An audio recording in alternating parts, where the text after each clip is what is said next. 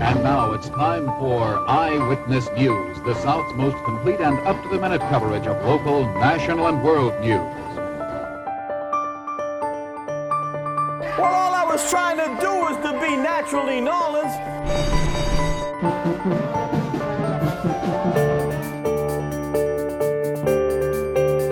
WWL TV, celebrating 65 years.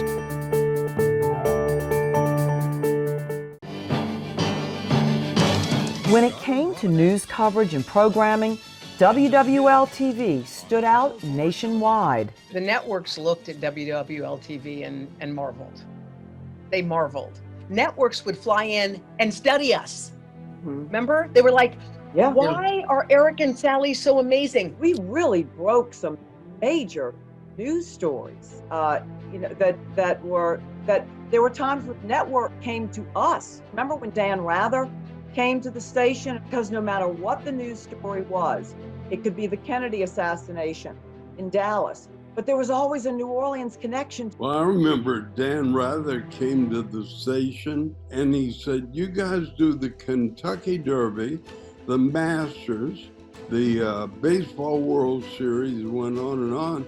He said, we can't afford that at CBS. What if I forgot to?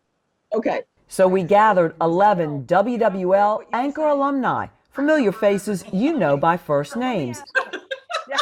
Hoda and Karen. Those were fun times. Angela, Dennis, Carl, and Mike. So it made it easy on me. Garland and Jim. I hope this looks okay. Sally Ann. Oh, look who it is. And now. Rob and Michelle. And reminisced about memorable coverage. We went overseas when no one was going overseas. Bill Johnson was standing in China. Like, when you think about what we did as a local market, it is unprecedented and unheard of. We were so far ahead of everyone. One of the reasons coca patches are planted on mountain slopes like that. We did a month-long cocaine series after 2 Saints players were caught with cocaine. They sent me and Brian Lucas and a translator to Colombia, Cali, Colombia, to show where cocaine came from. We went into the mountains and saw the coca plants being harvested by peasants. We were there for a week, and then we were with DEA agents when they busted a ship. There was the sale of the Saints. No one in the U.S. had it right, except Eyewitness Sports. Nobody knew who Tom Benson was in New Orleans for the most part. Everybody thought it was going to go to the Pritzkers, the Marriott family, the hotel family out of Chicago. But we had an inside source with the Saints. And it wasn't even the lead story that night. Well, we got the story that Tom was going to buy the Saints. We broke it at 10 o'clock, and it just happened to be one of those nights where Governor Edwards was getting indicted for some sort of scam. We took on the issue of high crime in the 1990s from multiple angles. The series was called 34S, Police Code for Shooting. From crime fighting to the doctors at Charity Hospital, and Hoda and Dennis spent the night with a family in a community that was just ravaged by the crime, and it told it from a human perspective, the professional's perspective. Just back from service in Vietnam, Garland remembers covering 2 deadly fires in the 70s, one in the French Quarter, the other the Ralt Center. Then this. I think a month later, the Howard Johnson shootout started, and I found myself in the courtyard of City Hall, hiding behind a hill as Huey helicopters flew in and shot Howard Johnson. I thought Vietnam was bad. This place is gonna kill me. And then the story, Karen says, gave all of us the greatest sense of professional purpose. A viewer from devastated St. Bernard Parish told Sally Ann this. And she said, thank you, because I remember when you were leaving the studio, your last words were, pray, prepare, and proceed out the door. She said that the family was thinking about staying in their home in St. Bernard Parish, but they decided to evacuate. Post-Katrina, New Orleans has been the defining story of the last generation. I mean, it has to be. And I remember doing a 20-plus part series on Ed Blakely's plan to bring back New Orleans, literally neighborhood by neighborhood. Can't touch what we meant to that community and what that community meant to us. This was our neighborhood. Everybody. This was our city. It was tough. But there was the positive too. Sally Ann's Our Generation that discovered teens who would one day anchor our shows. Lucy Bustamante, Wayne Carter, and executive producer Dominic Massa, responsible for some of our greatest coverage. I didn't know that the young man who was sitting on the set of Our Generation would one day be approving my vacation time at WWL. And there was Michelle's The Next Generation. Kind of a weekly special on kids in our community and some of the impactful ideas and programs that were being initiated by young people. And the papal visit in 1987. That magnificent setting at UNO out by the lake and the clouds, I can still see it. Ronnie Cole playing beautiful music. After our 1984 World's Fair special broadcast, Channel 4 started a program to underwrite admission costs so everyone could enjoy it. When we left doing the broadcast, there were kids at the fence looking through. And they were never going to have the $15 or whatever it was to come in. Sally Ann best sums up these moments in history this way. Every time we go on the air, our words matter.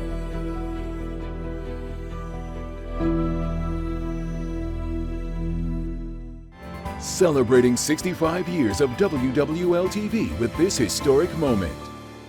For decades, the place to be was along the lake, whether it was at Pontchartrain or Lincoln Beach. Pontchartrain Beach opened in 1928, but didn't settle into its familiar spot at the end of Elysian Fields Avenue until 1939. Lincoln Beach opened the same year, serving as the playground for African Americans until 1965, when integration made it obsolete. At either place, you could swim in the lake and hang out in the sun, but mostly it was about the rides. At Pontchartrain Beach, there was the Haunted House, Wild Mouse, Sky Ride, and the legendary Zephyr roller coaster.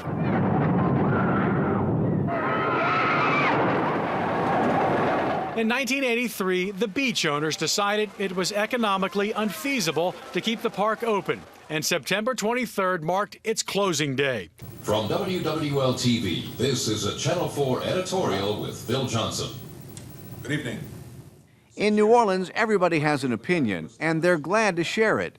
For nearly 4 decades, Phil Johnson turned the editorial into an art form here in New Orleans as the bearded bard who wrote and delivered daily editorials on Channel 4. I got the copy of the first editorial, and it's pretty much lays down the rules of what we're going to do. Good evening, I said, which I said for 37 years. Today, a new voice speaks out in New Orleans, the voice that of this station, WWL TV. My name is Phil Johnson. Beginning today and every weekday thereafter, this station will present editorial opinion, a living, vigorous commentary on all things pertaining to New Orleans, its people, and its future. Phil Johnson's editorials were on the air longer than those of any other station in this country. They were often controversial, always thought-provoking, and open for debate. This has been a statement of opinion by the management of this station. If you disagree, WWL TV invites your reply. Years of preparation and planning converged in May of 1984 as the Louisiana World Exposition opened, better known as the World's Fair. The multi-million-dollar project transformed 80 acres of the warehouse district into an international playground, from the 11-foot-wide, half-mile-long Wonder Wall to the gondola over the Mississippi River. There was no shortage of things to do and new experiences. The fair brought the world to New Orleans, including priceless works of art like the Caravaggio painting in the Vatican Pavilion. But the event sped into financial problems and crashed into bankruptcy. When the fair ended 6 months later in November, attendance projections were woefully short. And while many lost millions, it did have a positive, lasting effect on the city. Stand by in 3, 2, 1. Making headlines today is the success of Kid Watch.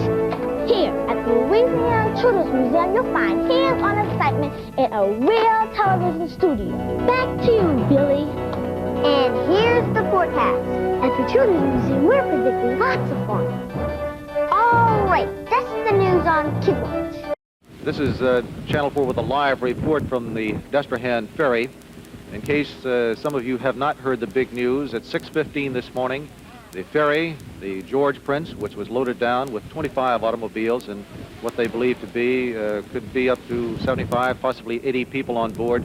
The ferry was in midstream. The ship hit the ferry, rolling it over, throwing everybody into the water, the foot pedestrians, the cars, and everything. Now, we have some eyewitnesses with us. What were the people in the water doing when you got there? Well, they was on top of the bottom, not on top of the boat, they're on the bottom of the boat, upside down. Yeah, I went under. I hold on the side of the rail and I went under. And I just held on. I held on and I climbed up to the top. And we'll bring you the continuing tragedy of St. Charles and St. John Parish that occurred early this morning. Oh man, would you look at this? Chicken sausage gumbo. Look at that. The roux, the rice, the chicken, the sausage. As good as that is, there's only one thing that could make it better. Filet gumbo, ground sassafras leaves. This has been an important part of Cajun cooking ever since there's been Cajuns on the bayou. Once you find a sassafras tree and you cut the leaves off, then you got to go dry them. What happens after they dry? I bring them in that black pot and I pound them until I make the gumbo. Show me. Like this. The biggest problem we have with Grandpa's gumbo filet is finding enough babies on this bayou to get the baby food jars to put the filet in. My God, I didn't think of that. You know what you're seeing, huh? You're seeing a never-ending tradition of Louisiana that refuses to die. You know what they call that, y'all? They call that naturally knowns. I'm Frank Davis for Channel 4 Eyewitness News. Play that thing for me.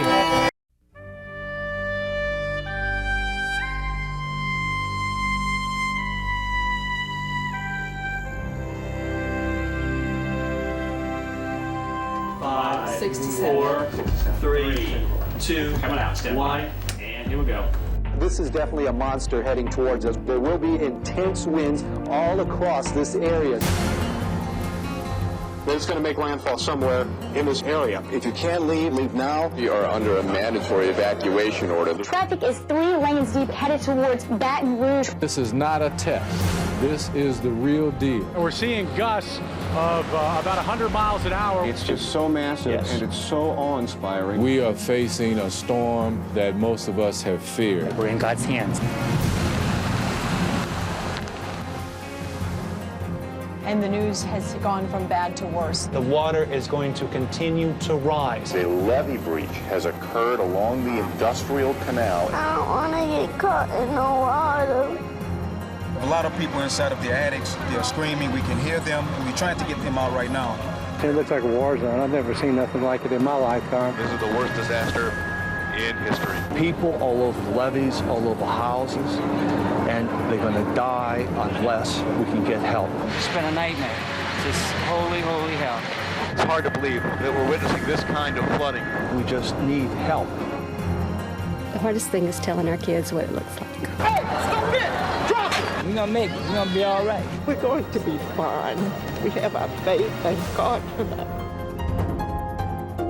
Being someplace on in 1980. High tide. You guys are awesome, man. I can't tell the public enough. WWL was on the air 24/7 during the storm and immediately after. When Mike Hoss and Dennis Walton, they stood with me. WWL TV stayed on this thing from the beginning. Let me tell you something. These guys are warriors. Its competitors were knocked off the air, but WWL had an emergency broadcasting facility. We always knew we had someplace to go. We've covered so many storms, but it was always someone else. You know, this time it was us. And we will be bonded by an experience, a place, and a time in history. They were the light in the storm. When every light was out, when every light was out, WWL was here.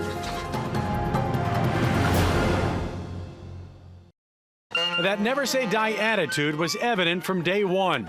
And in the fight to reclaim the traditions that unite us, Carnival was saved.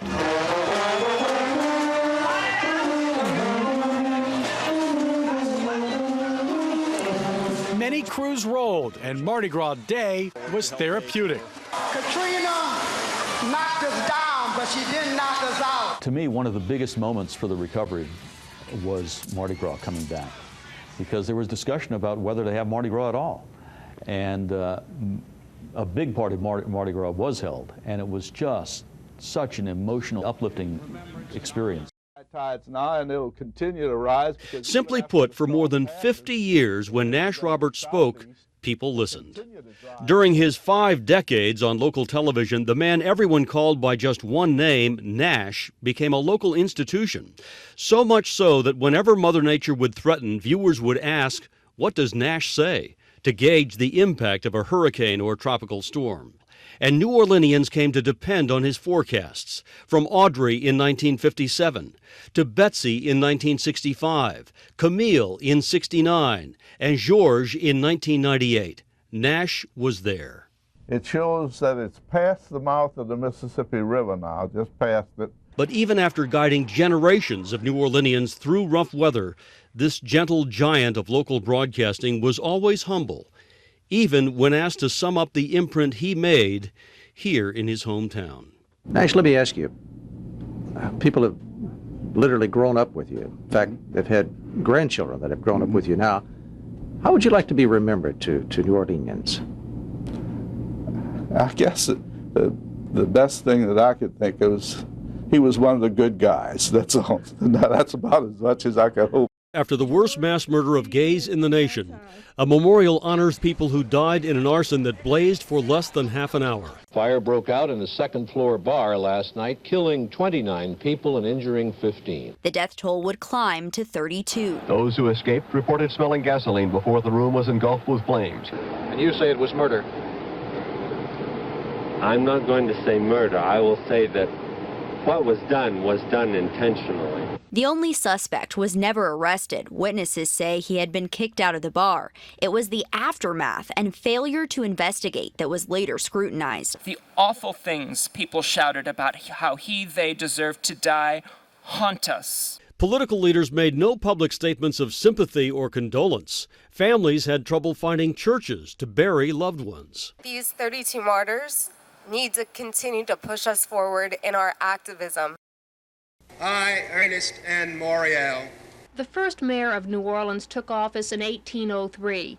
Today, 175 years and some 50 mayors later, Ernest Nathan Morial was sworn into office. Today, I am honored to assume the highest office that the people of New Orleans can bestow upon a citizen. Today also marked the beginning of a new administration, with the city's first black mayor at the reins.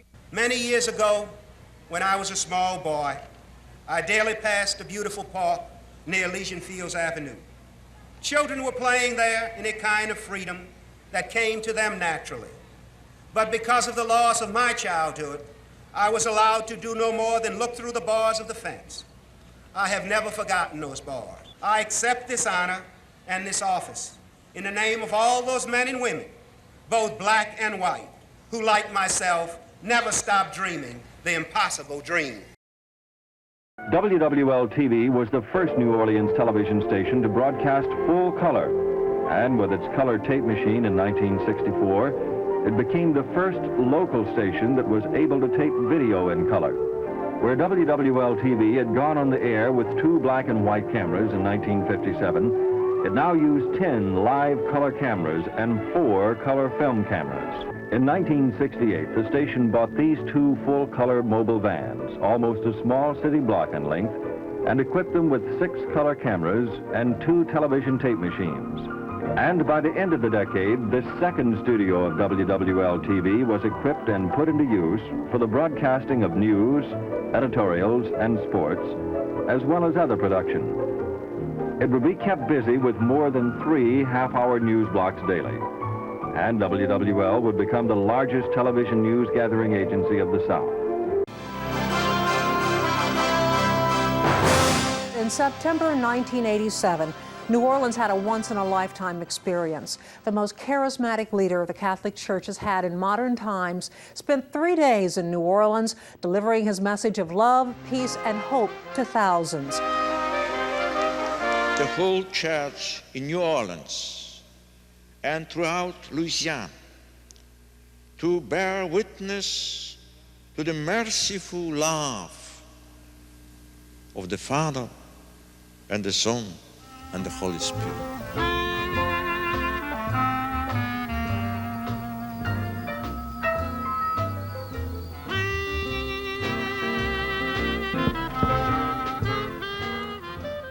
The peace of the Lord be with you always. And also with you. Let us offer to each other a sign of peace.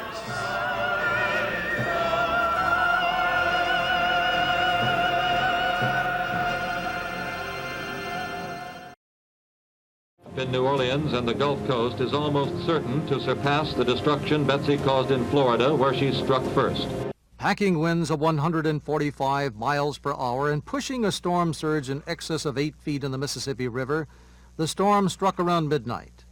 With daylight, residents discovered devastation and water almost everywhere. That Hurricane Betsy picked the lake up and put it inside New Orleans, Jefferson Parish, in the 3rd District. 61 people died, 15,000 were injured, and thousands more were left homeless. The dollar estimate of the damage was placed at $1.2 billion. 23 years after the Jazz left and 9 years after the arena was conceived, New Orleans is once again an NBA town. We are proud to announce today that the NBA is coming back home where it belongs, to the city of New Orleans.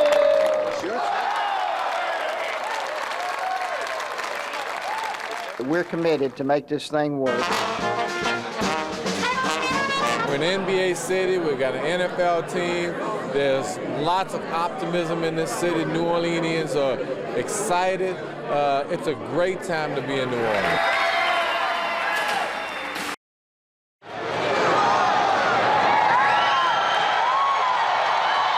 It was sheer joy.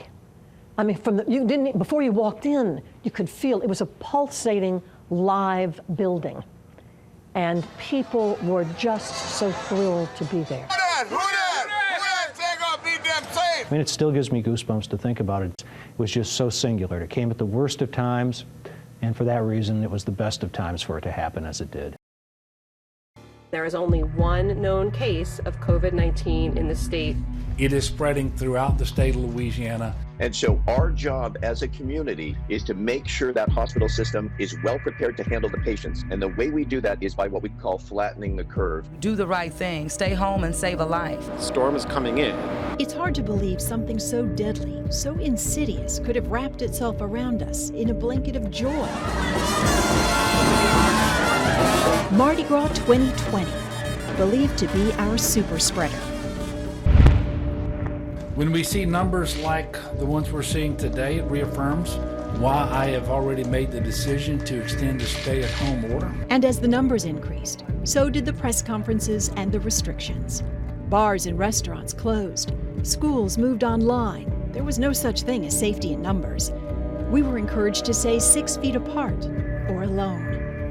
Zoom, social distancing, and flattening the curve became part of our lexicon, and masks ultimately part of our wardrobes. When black smoke filled the New Orleans skyline in May of 1988, locals were horrified when they realized it was the historic Cabildo. It's a tragedy that has befallen the French Quarter and the city of New Orleans. The heat right here, from the blaze was just, it was frightening.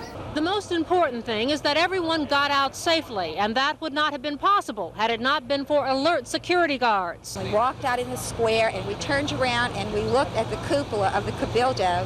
It was absolutely unbelievable, and I still cannot believe it. Firefighters, museum employees, and volunteers rescued the museum's treasures from the burning building. Firefighters have a good idea as to what caused this blaze. They believe workers using a butane torch to solder gutters on the roof of the Cabildo may have accidentally ignited this 18th century structure, adding another unwelcome page to the history of the Cabildo. A 240-foot flame lit up the sky on the night of April 20th, 40 miles off the coast of Venice, Louisiana. There were 126 crew members aboard the Deepwater Horizon rig when a series of explosions rocked the platform. We have no idea where the 11 people unaccounted for personnel are at this time. The rig sank 2 days later, and the 11 missing were never found. The wrecked wellhead, about a mile below the surface of the water, spewed an estimated 200,000 gallons of oil per day into the Gulf of Mexico. There's no one who wants this thing over more than I do. You know, I'd like my life back. The image of a brown pelican, the Louisiana state bird, struggling in oil, symbolized the struggles of a state under siege by BP oil. On July 15th, BP finally stopped the gusher 85 days into the disaster. Pop, pop, pop, pop. It was real ammunition. Rat-a-tat-tat. Shooting at us, we're shooting at them. More than a dozen members of the National Committee to Combat Fascism were now arrested and charged with 5 counts of attempted murder after the 30-minute shootout with police. The policemen, the pigs, fired upon our building. This isn't a civil rights uprising. This is not a racial incident. The shootout would be a wide awakening for the Langer administration. Trial began this morning for 12 Black Panthers accused of the attempted murder of 5 New Orleans police officers. Not guilty on all charges. Desire was a page of the history of New Orleans that had been left out. And when the explosives were detonated, the whole building just fell in upon itself. Rescue workers rushed to get survivors to helicopters so they could be taken to American battleships waiting offshore. 2 Marines from Louisiana were among the hundreds of servicemen killed. Civil war had erupted in Lebanon. The United Nations dispatched a multinational peacekeeping force. One of them was Corporal Brad Pellegrin from Slidell. We were carrying messages from Corporal Pellegrin's family to give to him. It was a videotape message to him from his wife, his mother, and child. We miss you and we wish you were here. Daddy, I love you. We played the videotape again and again. That's when I realized that Brad's family was now family to all the Marines gathered to watch the videotape in front of a destroyed American embassy. One by one, bodies were unearthed by recovery workers today from where a snack bar, office, and laboratory were once housed. It's feared as many as 25 or more people were buried here. In the front part of the grain elevator, twisted and mangled steel crashed to the ground, killing possibly 2 or 3 more workers. And as each hour passes, the job of moving mountains of rubble gets even more difficult. Well, the biggest problem we're running into now is we're getting into the heavier stuff, which is just takes longer and harder to pull off. And you can see the twisted steel in here is just all in a tangle together. There would be no way to find anybody alive, I assume. No way. But even though there is no hope for those with loved ones missing and possibly buried under tons of steel and cement, there is still a trickle of faith that maybe someone lived through the Holocaust by some miracle. And those family members and friends who still don't know if their loved ones are dead, there is the long wait till the bodies are all recovered and they know for sure. Mayor Bartholomew cut the ribbon, signaling the grand opening of the Grand Prix du Mardi Gras. Lowell Orth came down from Indiana. We try to make one race a year. We decided this time it was going to be here in New Orleans. The race is posing some problems as local motorists are forced to detour around the course. But ultimately, the Grand Prix du Mardi Gras' success will be measured by how little rainfall there is and how many spectators show up. If the drainage is good and there's no puddling, we can keep running if it's raining pretty hard. Whoa, look out, Davey's going to spin it. He is going to spin it, and this is going to be a big, big problem. The city and the promoter figured things went pretty well for the first time around. There were delays because of the weather, and there was a lot of weather. But there were also crowds. Not huge, but their heads followed every car around every corner. And every corner seemed to make the new Grand Prix that much better as far as the racing teams were concerned. It was a tough course and a little bumpy, but they'll work all that stuff out, and we had a great time. I think everybody did. It's got to be a little smoother, is that what you're saying? Yeah, I think maybe next year we need to smooth some of the things out. A recommendation all New Orleanians have probably made at one time or another. That goes on the list for next year. It's now 6:30 p.m. Sunday in Biloxi, Mississippi, and the hurricane is really beginning to be felt here. As you can see, the palm trees are blowing, the rain is beginning to increase, and the sea is beginning to churn in the Gulf. It promises to be a long, long night in Biloxi. As dawn broke on the Mississippi Gulf Coast, the world was stunned at what it saw. Camille's 210-mile-an-hour winds and 20-foot seas caused massive destruction that people have spent decades trying to describe. Along the Mississippi Gulf Coast, Camille killed more than 130 people and destroyed 6,000 homes for many people in the storm's path. The damage from Hurricane Camille was not limited to Mississippi. Flood-prone areas in Plaquemines and St. Bernard parishes were also devastated, prompting President Richard Nixon to declare them disaster areas. Camille taught us many lessons, and much has been improved since she blasted ashore on the fateful August night. But all the experts agree that if there is one fact that remains the same, even in this age of advanced technology, it is that we must always respect the sea and its awesome force. New Orleans police are now on strike. What happened? The vote was unanimous. What do you think of this strike? It's good.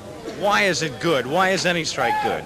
For so many years, the people have never cared about the New Orleans Police Department. Finally, we're showing them that we live in the city and we pay taxes and we'd like to have a little benefits. A decision by New Orleans police officers to hit the picket lines was historic by any means, but even more so since it came just 3 weeks before Mardi Gras. It is unfortunate that the Teamsters Union decided to use the carnival season and deny our citizens the enjoyment of the traditional Mardi Gras celebration. With Mardi Gras hanging in the balance, 16 carnival crews decided to cancel their parades, including Rex, Comus, and Zulu. Some of the parades went to Jefferson Parish. Some said we will never parade anywhere else but Orleans Parish. While there were no parades on Tuesday, Mardi Gras did happen. People are always wrong if they say Mardi Gras was canceled, because Mardi Gras is a day on the calendar and you can't cancel it. But people still went out to the French Quarter and they still masquerade and they tried hard to have fun. City of New Orleans 911, what's the address of the emergency? We're about to take on water in our house and I don't think the pumps are running.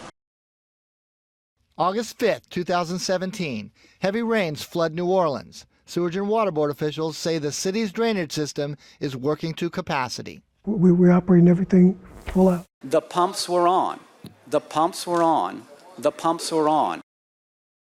Channel 4 quickly revealed that not all the pumps were working, and the disaster was made worse by man-made failures. We have been told lies, and that is the truth. Well, it's hard to know whether or not it was an intentional lie or a different way of communicating. Heads rolled, starting with Sewage and Water Board Director Cedric Grant. Several interims were appointed over the following year. More than a dozen pumps were fixed. 3 turbines were put back online. But as soon as old problems were fixed, new ones emerged. One of the biggest, overbilling, a problem that still hasn't been corrected. It began with secret meetings in hotel rooms and eventually moved to this building, the federal courthouse. Phase 1, the scam. Phase 2, the investigation. And today, Phase 3, the indictments. Scores of witnesses, miles of tape recordings, and hours of testimony were reduced to 25 pages today. The special Brylab grand jury returned 4 indictments, the first in New Orleans since the FBI sting operation began. Carlos Marcello, reputed crime boss of New Orleans. The indictment alleges Marcello agreed to contact officials with the intention of paying them bribes in exchange for their assistance in obtaining insurance contracts. Those insurance contracts coming from New Orleans, the state, Jefferson Parish, labor unions, and Avondale shipyards. Agents watched, listened, and recorded from a vantage point next to Marcello's offices. Eyewitness News learned of the listening post weeks before, but did not release details until Brylab became public. The FBI agents checked out the following morning. But they had the tapes to be transcribed and used to testify against Marcello. Marcello was never subpoenaed. Officials didn't feel it was necessary. His testimony on tape was enough for them, and apparently enough for the grand jury.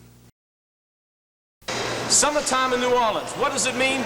It means time for cold watermelon, time for ice cream, time for snowballs, time to go swimming. But we've got something else here that's a real treat. We got the only ice skating rink in the South. Time to go get them, kids. Yeah! Come Come on, y'all. Let's do it. I ain't that good yet, but I'm getting there. Now, as a New Orleanian, let me give you a great tip on ice skating. Everybody says it's so difficult. It really isn't difficult. A New Orleanian has a problem that comes inherent with the city. Most of us are too big to get down here to tie the skates, so make sure you always bring somebody with you. Oh, this ain't too bad.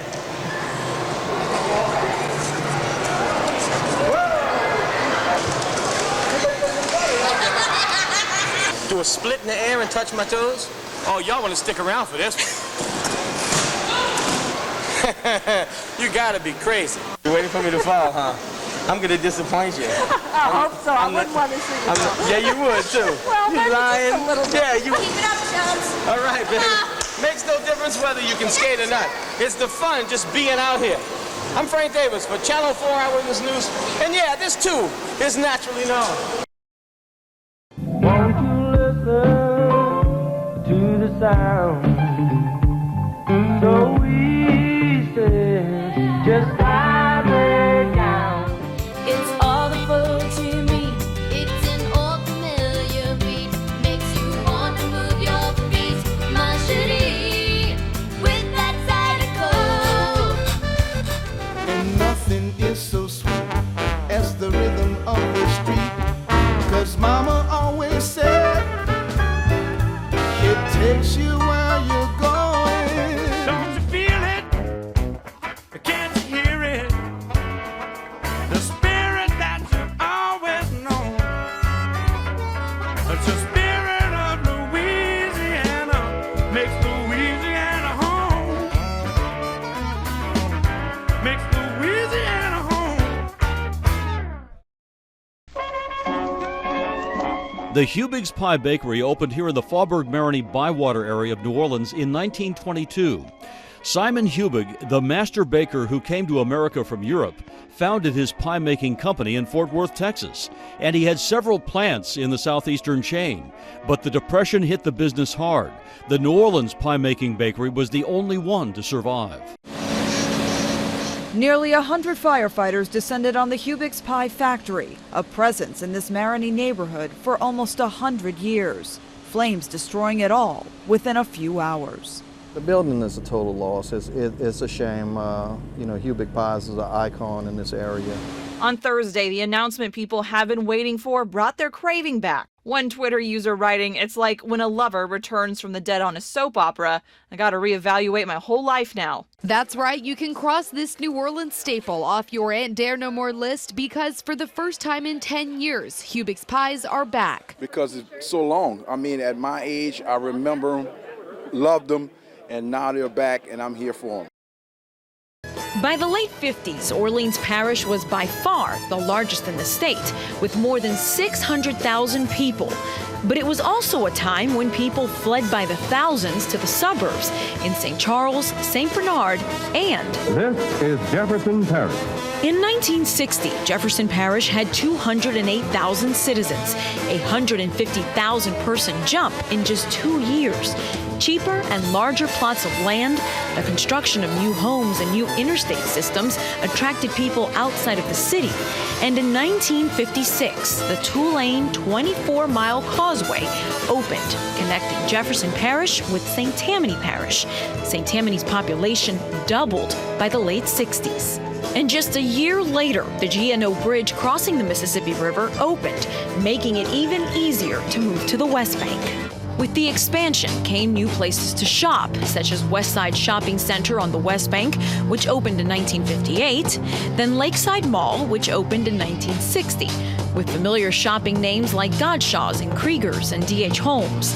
As the migration continued, New Orleans created a suburb of its own, New Orleans East, and nearly 1 million people now live outside of the city. This is Jefferson Parish, and this is just the beginning. This huge fire with its mushroom cloud of black smoke could be seen for miles. At mid-afternoon, the state's largest warehouse, the McBrugel's warehouse in eastern New Orleans, was engulfed in fire. We definitely believe the fire is suspicious, the second fire. One was in multiple points. Secondly, it spread quite rapidly, which is indicative of an accelerant, but again, we haven't proven that as yet. Did you still have firemen on the scene? We still had firemen and investigators on the scene when the second fire began. Firefighters were here investigating an earlier blaze, one that broke out at daybreak and took nearly 3 hours to extinguish. That fire is also suspicious in its origin. Although firefighters were here at 2:30 this afternoon when the second fire began, it spread too quickly, and the fire chief says his crews never had a chance at stopping it. This building was destroyed when the companies really got on the scene. There was no way that we could save this building. All our units are outside what we've deemed the collapse zone. It's a purely defensive fire. No one is going inside at this moment. We seen it coming. Me and Heidi was thinking about a register, and we just tell everybody to run. It was a clear December afternoon in 1996 when the freighter Brightfield lost power on the Mississippi River and drifted toward the Flamingo Casino and the Creole Queen. Tell those people to get away. There's people on the dock. Tell them to get away. They yelled abandon ship. The whistles were blowing really loudly. Everybody was running and pushing and jamming, and the rest, some of them got off, but I couldn't get off. I got caught on that balcony right there, and I was finna jump with the other folk. Then this lady just grabbed me. She said, "Ma'am, don't jump." She said, "Cause it done stopped." The freighter narrowly missed the boats and crashed into the Hilton Hotel. While dozens were hurt and shaken up, miraculously, no one died. The National Transportation Safety Board blamed the crash on the ship's owner for not maintaining the engines. In 1959, just 2 years into Channel 4's history, he spilled onto the scene. The magnificent. Hello, my dear followers of the fantastic. Once again, my genius shall be put to a test before the entire scientific world. Those bone brains at the university who kicked me out years ago shall regret the words they spoke against me. They said I was a nut. There was only one place to be on Saturday night back then, parked in front of a TV set for the science lesson from this distinguished doctor, Momus Alexander Morgus. With the help from able assistants Eric, yes, master, and Chopsley, Dr. Morgus broadcast each week from his lab above the old city ice house, updating viewers on his scientific exploits in between segments of horror movies. Thanksgiving time, y'all time to make some serious groceries. Come on, I'll show you the goodies you need to shop for. Oh yeah, bread. You gotta have some bread for the oyster dressing. Lots of oysters. I mean lots of oysters. Lots and lots of oysters. Start off by chopping up a whole bunch of seasonings. Onion, celery, bell pepper, garlic, shallots, and all that good stuff. We're gonna take them and put them down inside of this melted butter. Oh, listen to that. So we can get our oyster dressing started. And we saute that down. Now the oysters go in. And you stir those around into the seasonings, just like this. So how much breadcrumbs do you put in? You put in enough to make it nice and tight. You want to make it pasty, but you don't want to put too much. You don't want it dry. Oh, I'm making myself hungry. I can't wait till Thanksgiving. I gotta get a snack. Ooh, that's my favorite snack right here. Look at here. Yeah. Yes, sir. Good old Libby's potted meat and crackers. Ooh, yeah. I'm Frank Davis for Channel 4 Eyewitness News, and this is Naturally Nolans. Well, y'all know me. I'm thankful for anything. Happy Thanksgiving, y'all. As the balloons begin to take shape, there is a feeling in the air of excitement and adventure, knowing you're about to see some of the most beautiful countryside in all of France. Oh, there is. You ready? Yeah, okay, we'll see you. Wait a minute. No, let's be serious. Let's go. What we see on stage, the leather, the spikes, the makeup, is that, I don't know, a part of you? I think it's, you know, it's fun and everybody likes to play games. I'm not going to go and hurt anybody. The obvious question is, who buys a car like this? Within a few minutes, when you first start rolling down the taxiway, you can't help but feel a little confident. And even though you feel that way, the controllers in the tower, knowing this is a first solo, will be watching carefully. Then the first hurdle comes, and that's getting the plane off the ground. Uh-oh. Guess what day it is? Guess what day it is? And the secret in the Oh, newsroom we is used to have our desks right next to each other. the worse you're treated in a newsroom, the better you're liked. If everybody's polite to you, then you got to worry. Latest extremely boring sports news tonight at 10. Big weekend ahead. Yeah, I'll have a little fishing to do this weekend. And, Oh, you're the going? Giants game on Well, you Sunday. didn't ask me. Oh, well, no, but Or Garland. Well, no, Or that's Nash. That's true too. But I wanted to have a good time. The first little hint of fall in the air this morning. I noticed that. It really I was going to say something, but I didn't want to, you know. Oh, that's all right. You can't embarrass me. I've been embarrassed by professionals.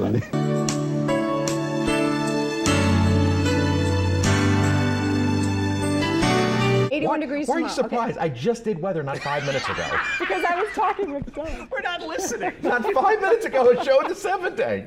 This is my life, people. I like to think I can handle these situations like a serious professional reporter. However, the bees followed us outside.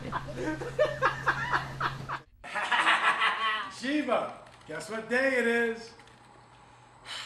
It's hump day. And now it's time for Eyewitness News, the South's most complete and up-to-the-minute coverage of local, national, and world news. Well, all I was trying to do was to be naturally Nolans.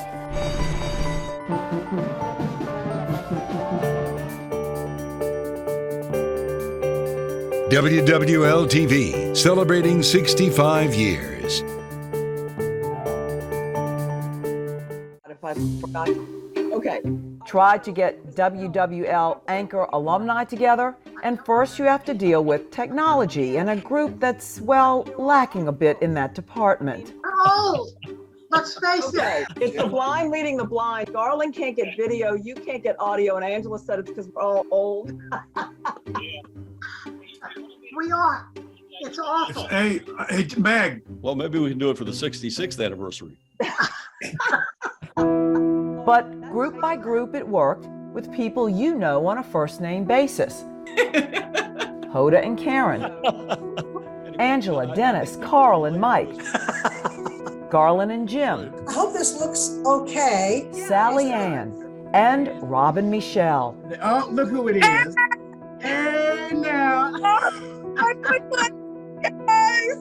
And what stands out in nearly 4 hours of conversation is deep friendships, the genuine team spirit, the true soulmate bonds started and solidified at 1024 North Rampart Street. We're so lucky that we still have this, and this will be the same 10 years from now. Anybody in this Zoom or Hoda or Karen or Jim or all those people, I would call in a heartbeat and walk through a wall for. You're watching these incredible people and you think to yourself, like, and they were so down to earth and real. So I think it taught me that you can be really good and really kind. It's always felt like family. And I remember the hole in my heart I felt when I left. It's a family. And I knew that from the very moment I stepped into that prestigious place. We were friends, we were family. And we celebrated victories together. And yes, we mourned together. There were no egos. Hoda came up to me. I remember she goes, "Hi, I'm Hoda." And I go, "Hi, I'm nobody."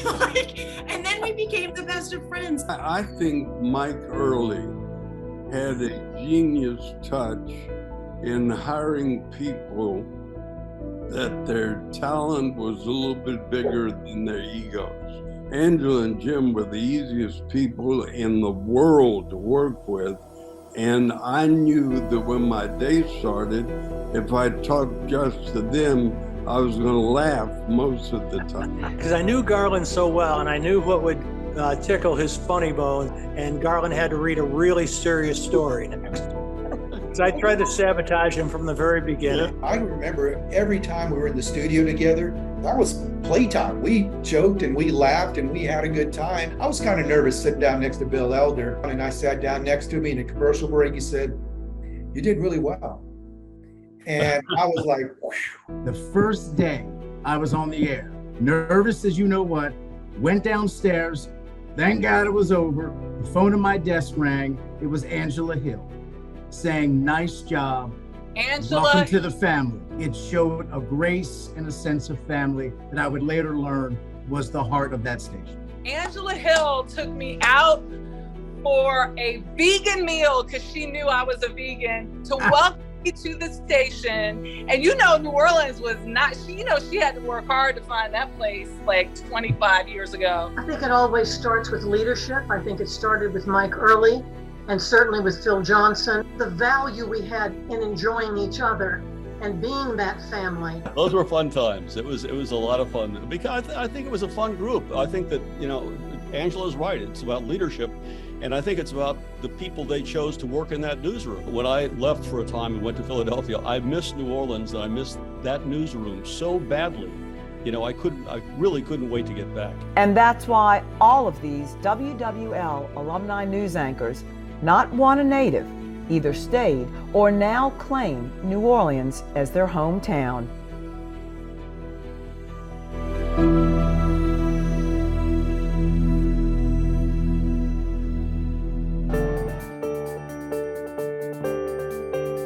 WWL TV, celebrating 65 years.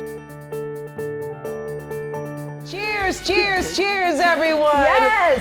Come on, newsroom dance. This is the proper way to do it. We see you, control room. We love to see it. Everybody behind the scenes are really just as much of a part of this. Sales and marketing folks upstairs. We see y'all. We see you up there. Wow. Marketing, all of you. Cheers to you. Cheers. Raise everybody. the glass, everybody. And cheers to all of New Orleans.